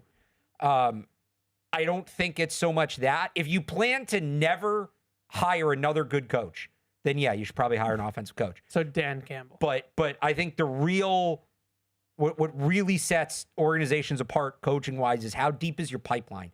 How good are you at hiring the positional coaches, the assistant positional coaches, right? Keeping that room stocked so you can just churn through and go to the next guy. That's what sets a great organization apart. Sure, and I think what was so weird about the Lions is that they let Tanner Eggstrand just walk out the door. Right, exactly. And like I know the Jets' offense was a train wreck, but it wasn't. Who do you have to work with? It wasn't poorly coordinated. They just had no talent. Right. Every time I watched the Jets tape on offense, it just was talentless. But I wasn't like, this is sloppy, this is messy. Like it wasn't that. There's just no talent on the field. So I would love to know, if I was a Lions reporter, I would love to ask Dan Campbell, like, why didn't you block Aaron Glenn from taking Tanner Eggstrand with you? Because it seems like that was really their succession plan.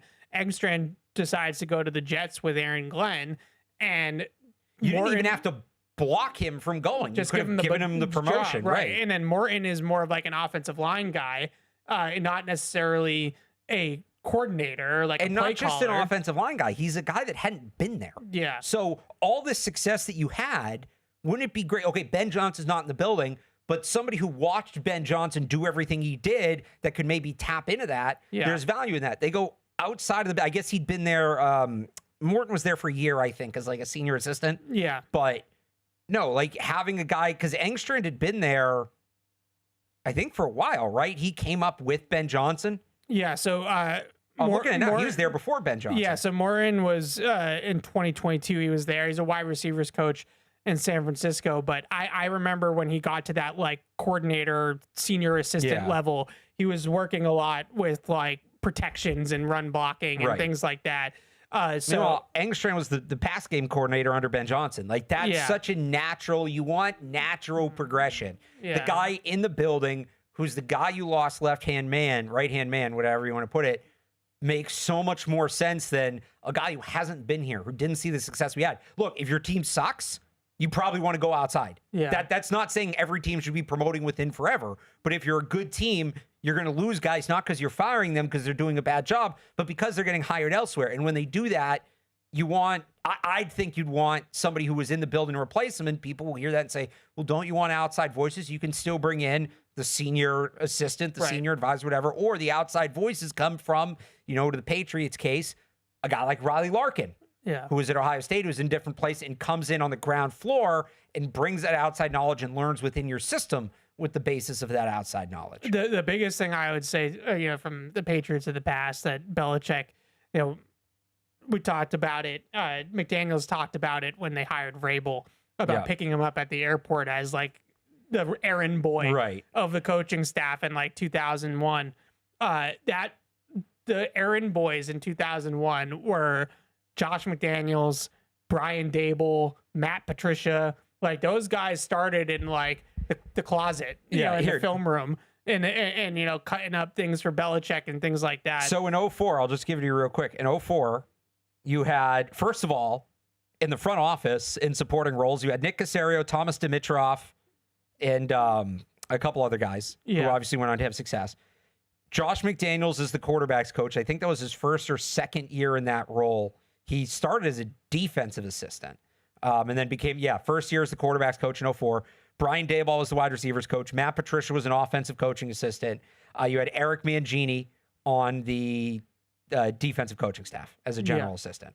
Yeah, so that's obviously the blueprint, and it's easy to sit here and say, that's the blueprint as the 6-time Super Bowl champion winning coach, right? Like no, but that's like there's a reason that worked. Yeah, but the other thing I wanted to mention, and then we'll take these last couple calls. Just to keep going, sorry. In 2007, McDaniels is the OC. You have Bill O'Brien on the offensive staff as an assistant. You have Matt Patricia, Josh Boyer on the defensive staff. Like it keeps churning through. The other thing I wanted to mention was what happened in Cleveland. So Kevin Stefanski gets fired in Cleveland. Kevin Stefanski's a good coach. It was probably time. Like, at some point, you got to win, right? Like, that's what the league is about. Right. Like, we can sit here and say he's a good coach. He's a good coach. At some point, and I know he got that team to the playoffs when, with Joe Flacco and stuff like that, but they didn't win. They weren't winning. It was the whole Browns thing. So Stefanski's out. Stefanski, I think, is going to get recycled right back in, if I had to guess. He's going to get whoever the runner-up for Harbaugh is. There's just too many openings, and he's too solid of a hire. It's not an innovative or exciting hire per se, but it's just a solid hire. That I doubt that he'll have to take a gap year. Maybe he does. Because I had a lot of people asking, well, could Stefanski do what Vrabel did in Cleveland with the Patriots? Right. I don't know if that's going to have to happen for Stefanski. The other thing that I would say about this that I think is more prevalent is all of Stefanski's assistant coaches, right? Because Vrabel was just in Cleveland last year with all these guys. He brought Ashton Grant already with him from the Cleveland staff to New England this year. So the two names that I would look at, and this kind of ties back to what the caller mentioned that kind of brought this all up, is that Thomas Brown is interviewing in Arizona for the head coaching position. Yeah. I don't think Thomas Brown's going to be a head coach in the league. I do think Thomas Brown might be a coordinator. Yeah. I don't think this cycle. Potentially, yeah. I do think there's a chance that Thomas Brown is an offensive coordinator or a play caller someplace else next year. So when I look at this whole thing with what happened in Cleveland, there's probably a million low-level assistants that we don't really know a ton about that could be coming to New England. But the two big fishes, Jim Schwartz on the defensive side of the ball and Tommy Rees on the offensive side of the ball. So is there a chance that if Thomas Brown moves on and becomes a play caller someplace else or a coordinator or whatever, it's really simple to just say, Thomas Brown out, Tommy Rees in. Like, that's a pretty natural tight ends pass game coordinator title. Tommy Rees was the tight ends coach in Cleveland, I believe. Tight ends coach and pass game specialist, not coordinator. So specialist. Same exact deal. Well, and the other thing with Tommy Rees too that you could do is, like, does Ashton Grant get bumped up for a coordinator job just having been so adjacent to Drake Maye? Yeah. So Tommy Rees becomes quarterbacks coach. Yeah, I like Ashton Grant a lot. I think he's a little young. So but we know how this works when you're adjacent. He's ready for it though. Yeah, but when you're adjacent to somebody who's great, I feel like that's going to be Thomas Brown.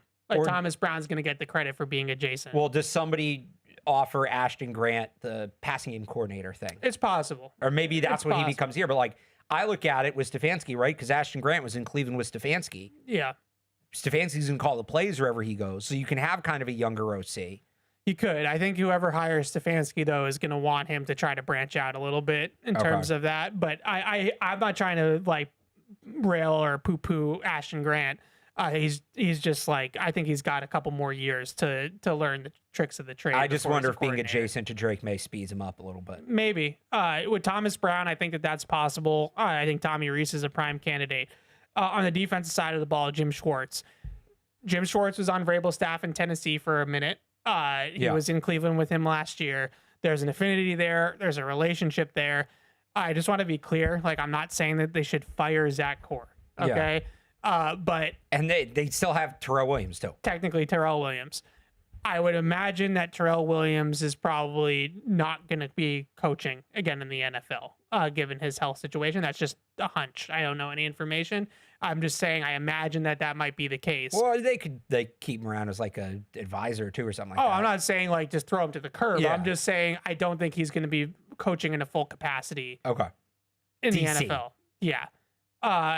If that's the case, like, does Jim Schwartz come in as the same title that he was in Tennessee, which was senior defensive assistant, and just help a young coordinator in Zach Core with some of the details of the scheme and the game planning and all that kind of stuff? I think that would really help a lot. Terrell Williams has been around a little bit, but totally fair. Like, nobody should expect anything with a guy that's trying to fight cancer, to come in here and help coach a football team. So with Jim Schwartz, I think that there has that element to it that he could bring to the table. Just looking at it objectively, like, could he come in and help them with game plans a little bit so they don't get scripted early in games as easily, third down, game script, openings, drives, things like that. Those are the types of things that like an experienced coordinator like Schwartz would be able to do. I don't see Vrabel taking the play calling away from Core, because I think one of the big things that Vrabel, going all the way back to January, when I talked to him at the Senior Bowl, Vrabel said that he's into developing people. Like he's really big on developing coaches, developing players, developing people that are within his web. And I think Zach Core is like a project for him. Like he wants to develop Zach Core as a coach. So I don't think he's going to like one and done Zach Core and then just replace him with Jim Schwartz, but he might add Jim Schwartz to the staff as like a brain power. How about Shane Bowen? That's possible too. Shane Bowen is really, really tight with Core. So Shane Bowen's the Giants defensive coordinator, who obviously, well, now was, I guess, in theory. No, they fired him in season. Remember, they fired him the week before. They fired him. They played the Patriots. Right. So he's out in the Giants. Yeah. So that's another one, and that's one. He's with Vrabel the whole time in Tennessee. And he was his DC. For the last couple of years. Yeah, I don't know what Zach Core's relationship is with Jim Schwartz. I do know for a fact that Zach Core looks at Shane Bowen as like a mentor for him in the coaching world and is very, very tight with Shane Bowen. So maybe that dynamic would work a little bit better. I don't know. But either way, it does create, and I know that your station will jump all over this, it does create a like, Vrabel has somebody over the shoulder kind of there. Ready to take over, yeah. And we had this with Thomas Brown and Josh McDaniels, which was crazy, of course, but we had it. And if Shane Bowen gets hired as a former Vrabel DC, or Jim Schwartz gets hired as a very, very widely respected defensive coordinator, if Zach Core has a rough start, we're going to be doing it on the other side of the ball. So that's one thing to think about. But I do think that they could use the talent or the brain power, of adding a guy with real coordinator experience to help out a young guy like Zach. Yeah. Is there anything else? I think that's it on the coaches. We only have 5 minutes left. So. It'll be really interesting to see what happens with the Bills this weekend. I had this thought last night. Harbaugh to the Bills makes... I would not sign yet if I'm Harbaugh. I would wait and see what happens with Buffalo. So I would assume are there any playoff teams that are, I guess, I feel like Tomlin's going to be safe now that they made it, but are there any other playoff teams that you think like the coach needs a win to keep his job? Is Philly still there? We've talked about Philly being there. I don't think so. Unless LaFleur there? Unless that's like an absolute train wreck behind the scenes that we don't know about, which it might be. What about Tomlin? Like, is Tomlin maybe, but he's not. Well, actually, him to the Steelers would be awesome. Could you imagine that? Them switching? That's not going to happen. But LaFleur? There were some rumblings when they were struggling in the middle of the season that his job might...